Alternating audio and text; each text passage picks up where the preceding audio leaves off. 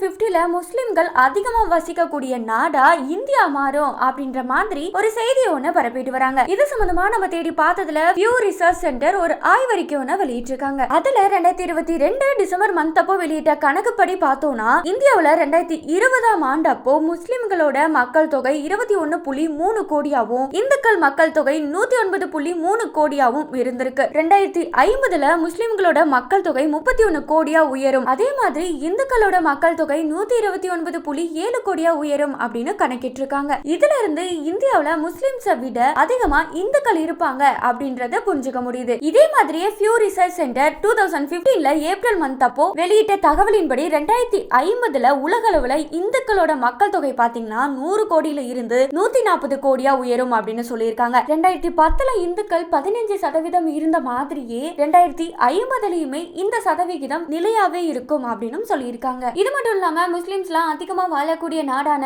Afghanistan, Bangladesh, Indonesia, Pakistan போன்ற நாடுகள்ல Asia Pacific பகுதியில் உள்ளதால 2050ல முஸ்லிம்களோட மக்கள் தொகை அதிகமா இருக்க வாய்ப்பு இருக்கிறதாவும் சொல்லப்படுது. ஆனா ஆசிய பசிபிக் பகுதியில முஸ்லிம் மக்கள் தொகை பற்றி குறிப்பிட்டுள்ளதை தான் தவறா பயன்படுத்தி இந்தியாவுல இந்துக்களை விட முஸ்லிம்கள் அதிகமா இருப்பாங்க அப்படின்ற மாதிரி பொய் செய்தியை பரப்பிட்டு வராங்க. நீங்க உண்மையை தெரிஞ்சுக்க நம்ம யூடியூப்ல சப்ஸ்கிரைப் பண்ணுங்க.